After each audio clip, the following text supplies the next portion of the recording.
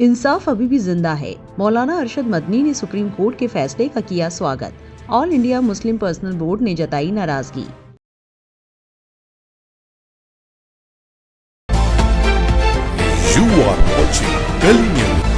वक्फ संशोधन कानून पर सुप्रीम कोर्ट के अंतरिम फैसले के बाद मुस्लिम समुदाय के लोगों में जश्न का माहौल है। मुस्लिम रहनुमा, उलमा ए कराम, मुस्लिम संगठन और आम लोग इस फैसले को त्योहार के रूप में सेलिब्रेट कर रहे हैं। इसी कड़ी में जमीयत उलेमा हिंद के सदर मौलाना अरशद मदनी ने सुप्रीम कोर्ट के इस फैसले का स्वागत किया है। साथ ही इस कानून के खिलाफ आगे की कानूनी लड़ाई लड़ने की बात कही है। जमीयत उलेमा हिंद के सदर अरशद मदनी ने एक सोशल मीडिया पोस्ट कर सुप्रीम कोर्ट द्वारा वक्फ संशोधन कानून पर दिए फैसले का स्वागत किया है। उन्होंने सुप्रीम कोर्ट के इस फैसले को मुस्लिम समुदाय के लिए राहत बताया है।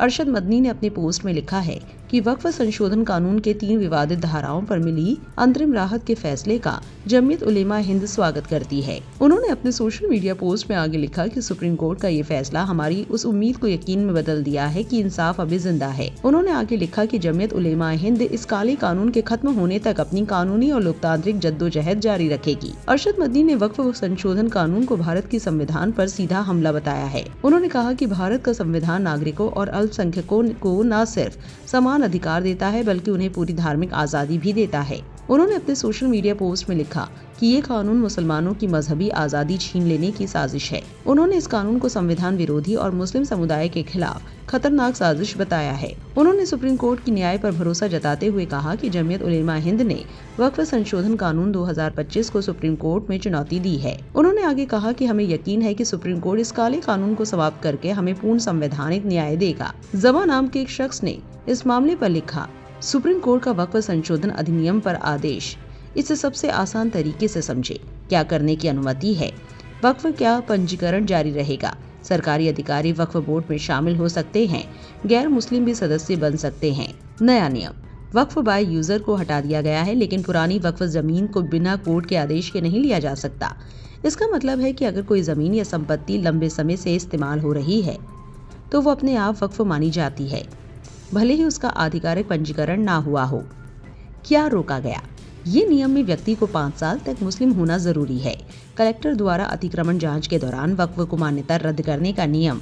मस्जिद मस्जिद रहेगी, मंदिर मंदिर रहेगा, गुरुद्वारा गुरुद्वारा रहेगा। कुल मिलाकर हमारे लिए अच्छा है। आपको बता दें, all India Muslim personal law board का सुप्रीम कोर्ट के अंतरिम फैसले पर रुख साफ है। All India Muslim personal law board ने भारत के सुप्रीम कोर्ट के वक्फ अधिनियम 2025 पर दिए गए अंतरिम फैसले पर निराशा जताई है। बोर्ड का कहना है कि फैसला अधूरा और संतोषजनक नहीं है। AIMPLB का मानना है कि पूरा संशोधन ही एक सोची समझी साजिश है, जिसका मकसद वक्फ संपत्तियों को कमजोर करना और उन पर कब्जा करना है। इसलिए बोर्ड मांग कर रहा है कि वक्फ अधिनियम 2025 को पूरी तरह रद्द कर दिया जाए और पुराने वक्फ अधिनियम को बहाल किया जाए। सुप्रीम कोर्ट ने 15 सितंबर 2025 को अंतरिम आदेश दिया, जिसमें अधिनियम के कुछ हिस्सों को रोका गया, लेकिन पूरा कानून नहीं रोका। बोर्ड को लगता है कि इससे वक्फ संपत्तियों की रक्षा पूरी तरह नहीं हो पा रही। बोर्ड पहले से ही इस संशोधन को असंवैधानिक बता रहा है, क्योंकि ये मुस्लिमों के धार्मिक अधिकारों पर हमला करता है। आपकी इस पर क्या राय है? कमेंट में जरूर लिखें और ऐसी और वायरल खबरों के लिए गली न्यूज से जुड़े रहे।